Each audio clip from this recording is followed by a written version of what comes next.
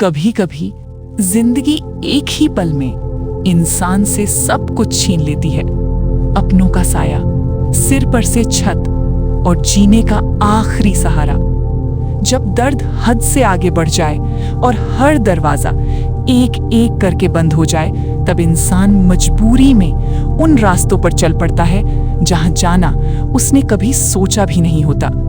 ये कहानी है एक ऐसे परिवार की जिसने अपनों को खोया, जिसे बेदर्द दुनिया ने ठुकरा दिया और जो किस्मत के खेल में एक ऐसे रहस्यमय आश्रम तक पहुंच गया जहां हर कदम के साथ डर और गहरा होता है, जहां हर सन्नाटे में कोई अनकहा राज छिपा हुआ है।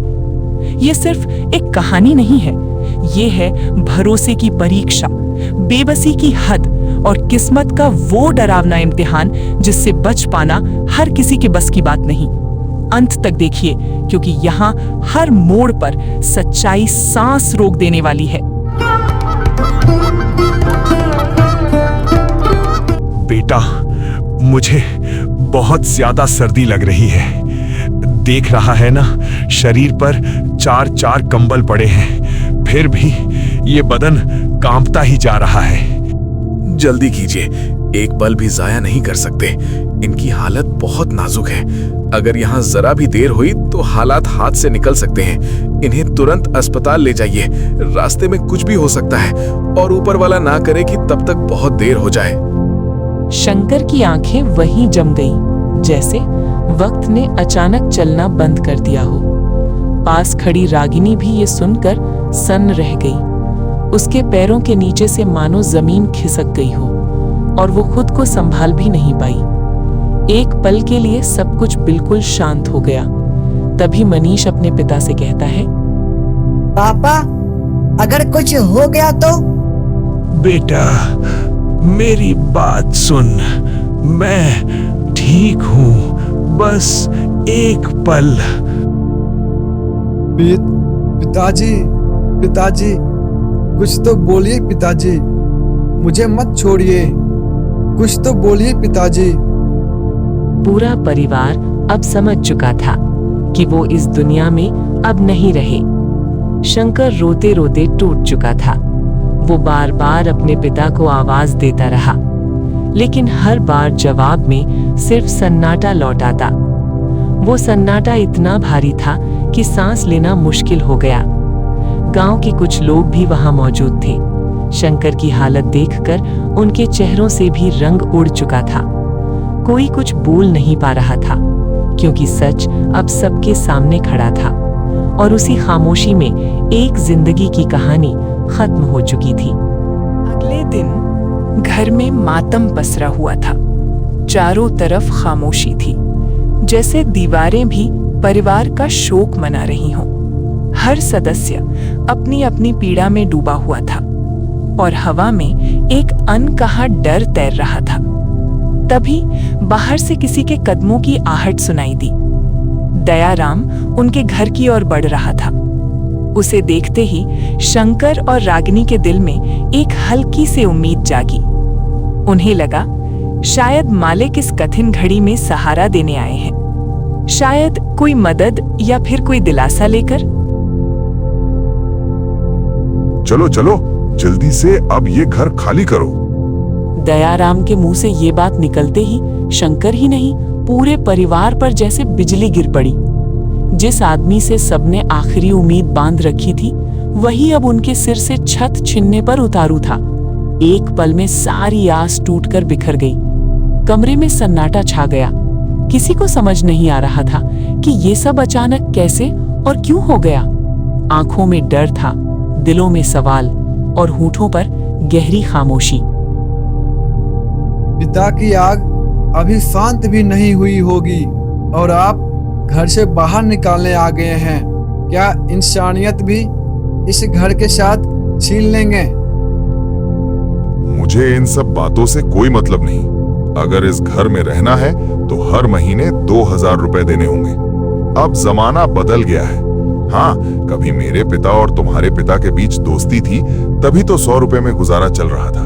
लेकिन अब वो दौर खत्म हो चुका है। यहाँ अब कोई रिश्ते नहीं चलते, सिर्फ शर्तें चलती हैं। या तो मेरी बात मानो, नहीं तो बिना देर किए घर खाली करो। दयाराम सिर्फ नाम से ही दयाराम था। उसकी जिंदगी में दया नाम की कोई चीज कभी थी ही नहीं। शंकर कुछ नहीं बोला, क्योंकि शंकर के महीनों का कमाई भी उतना नहीं था जितना दयाराम घर का किराया मांग रहा था। घर के भीतर ऐसा सन्नाटा छा गया मानो हर आवाज डर के नीचे दब गई हो। अब हम क्या करेंगे? हमारे पास तो कुछ भी नहीं बचा, ना सहारा ना रास्ता, सब कुछ हमसे छीन लिया गया है। कहाँ जाएंगे हम सब? इस दुनिया में अब हमारा है ही क्या? सब ठीक हो जाएगा रागिनी, बस भगवान पर भरोसा रखो।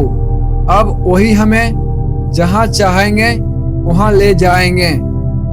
कुछ देर बाद जैसे तैसे उन्होंने अपना सामान समेटा।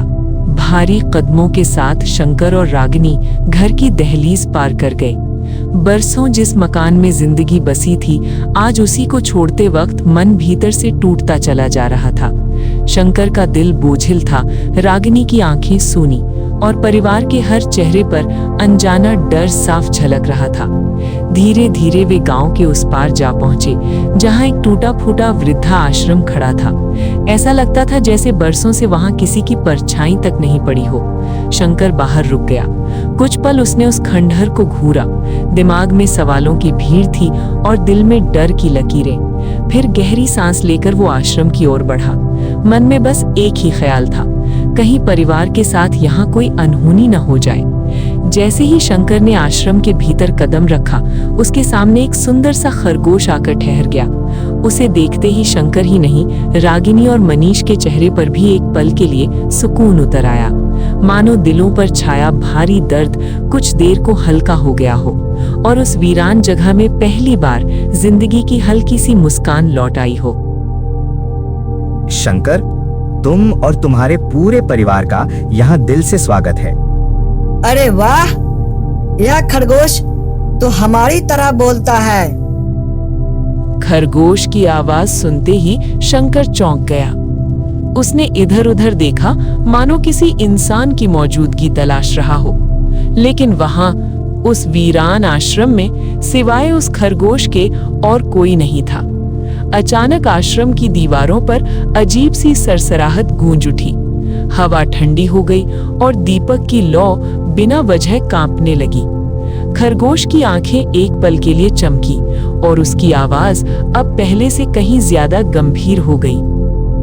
शंकर, ये जगह साधारण नहीं है। जो भी यहाँ कदम रखता है वो अपनी किस्मत से भाग नहीं सकता। यहाँ हर किसी को अपने सच का सामना करना ही पड़ता है। ये समय की लिखी हुई नियति है। रागिनी ने डरते हुए शंकर का हाथ पकड़ लिया। मनीष की सांसें तेज हो गईं। आश्रम अब उन्हें पनाह नहीं बल्कि किसी अनजाने रहस्य का द्वार लगने लगा। शंकर के मन में एक ही सवाल गूंज रहा था, क्या ये आश्रम उनका अंत बनेगा या यहीं से उनकी टूटी हुई जिंदगी को कोई नया रास्ता मिलने वाला है? डरो मत शंकर, ये जगह उन्हें ही अपनाती है जिनकी जिंदगी ने पहले ही सब कुछ छीन लिया हो। डर नहीं, बस एक नया इम्तिहान है और एक नई शुरुआत। इतने में शाम हो जाती है और फिर अगली सुबह।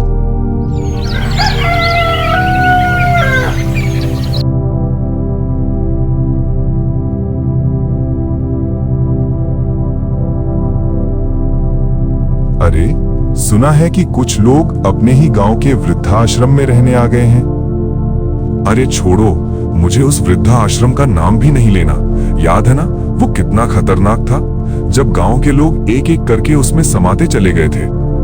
शंकर लोगों की बातें सुनते ही एकदम ठिठक जाता है। उन शब्दों से उसे साफ समझ आ जाता है कि अब उसका परिवार चारों ओर से घिर चुका है। उसके मन में डर गहराई तक बैठ जाता है और उसे समझ नहीं आता कि आगे क्या होने वाला है। इसी उधेड़बुन में डूबा हुआ वो चुपचाप आगे बढ़ जाता है। कुछ दूर चलने के बाद उसकी नजर सड़क किनारे बैठी एक बूढ़ी औरत पर पड़ती है, जिसे उसका बेटा वहीं छोड़कर चला गया था। बस शंकर उसे दूर से देखता रह जाता है और उसके मन में अनजाना सा दर्द उमड़ पड़ता है। इतनी सुनसान जगह पर ये बूढ़ी माँ अकेली क्या कर रही होगी? ना जाने इनके साथ क्या हुआ होगा और वह यहाँ क्यों बैठी है? ये सोचते हुए शंकर धीरे धीरे उसकी ओर बढ़ जाता है।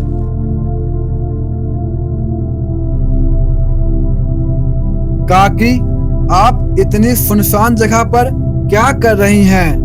आपकी तबीयत तो ठीक है ना? कहीं आपको कुछ हो तो नहीं गया है? नहीं बेटा, मैं ठीक हूँ, बस बहुत जोर से भूख लगी है। मेरा बेटा मुझे यहाँ बैठा कर गया था, बोला था थोड़ी देर में आ जाएगा। मैं तभी से यहीं बैठी हूँ, उसका इंतजार कर रही हूँ। रास्ते पर नजर टिकाए हुए हूँ, पर अब काफी वक्त बीत चुका है। काकी की बातें सुनते ही शंकर सब कुछ समझ जाता है। उसे एहसास हो जाता है कि उसका बेटा उसे यहाँ छोड़कर जा चुका है और अब उसे लेने कभी वापस नहीं आएगा। काकी, सच कड़वा है, लेकिन जिस तरह आपको यहाँ छोड़ा गया है उससे यही लगता है कि आपका बेटा अब कभी लौटकर नहीं आएगा। नहीं नहीं बेटा, ऐसा नहीं हो सकता। मेरा बेटा मुझे यूं छोड़कर नहीं जा सकता। वो मुझे कभी अकेला नहीं छोड़ेगा। काकी, आप मेरे साथ चलिए। पहले मैं आपको कुछ खाना खिला देता हूँ, फिर आगे की बात सोचेंगे। आप अकेली नहीं हैं, मेरे साथ चलिए। नहीं, मेरा बेटा आएगा, वो जरूर आएगा। वो मुझे यूं अकेला छोड़ ही नहीं सकता। वो लौट कर आएगा।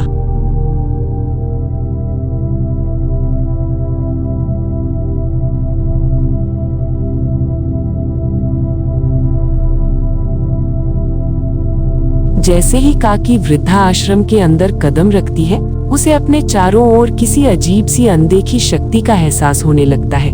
तभी न जाने कहां से वो ही खरगोश अचानक उसके सामने आ खड़ा होता है। खरगोश को देखते ही काकी सब कुछ समझ जाता है। इतने में शाम हो जाती है और फिर अगली सुबह।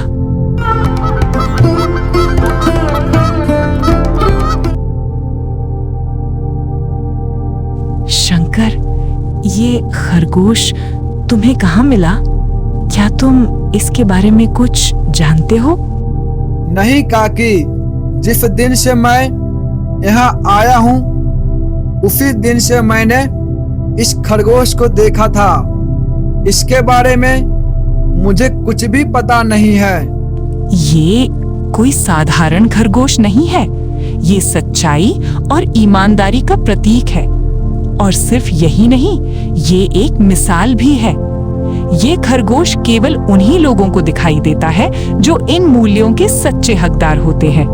काकी की बातें सुनकर शंकर के साथ साथ रागनी और मनीष भी हैरान रह जाते हैं। लेकिन काकी के शब्दों में डर नहीं बल्कि भरोसा झलकता है। उसकी बातों से ये साफ महसूस होता है कि ये खरगोश किसी अनहोनी का संकेत नहीं बल्कि शायद किसी मदद के लिए सामने आया है। तभी मनीष बिना किसी संकोच के उस खरगोश को धीरे से अपनी गोद में उठा लेता है। वो उसे प्यार से सहलाने लगता है, जैसे कोई अपना बरसों पहले खोया हुआ साथी अचानक लौट आया हो। खरगोश मानो मनीष को कोई इशारा कर रहा हो, जैसे वो उसे किसी खास जगह पर ले जाना चाहता हो। अरे अरे, यह मुझे कहाँ ले जाना चाहता है? तभी मनीष उस खरगोश के पीछे पीछे चल पड़ता है। खरगोश आश्रम के उस कमरे में चला जाता है जहां कई बरसों से किसी के कदम तक नहीं पड़े थे। कमरे में दाखिल होते ही मनीष की नजर एक बड़े से संदूक पर जा टिकती है। ऐसा लगता है मानो उसके भीतर कोई अनमोल रहस्य या दबा हुआ खजाना छिपा हो।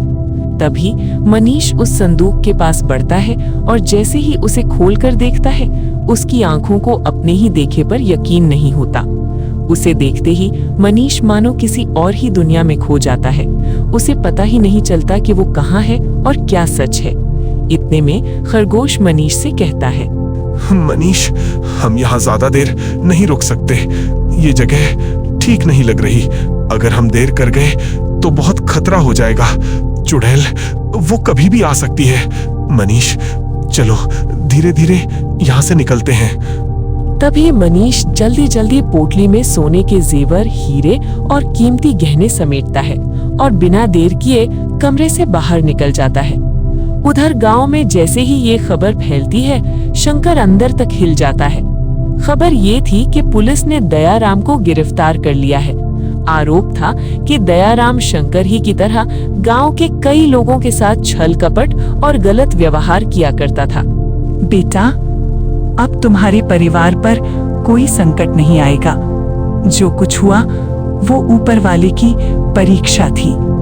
तुम्हारी सच्चाई और ईमानदारी जीत गई। मेरा आशीर्वाद है, आज से तुम्हारे जीवन में सिर्फ खुशियां हों और तुम हमेशा भलाई के रास्ते पर चलते रहो।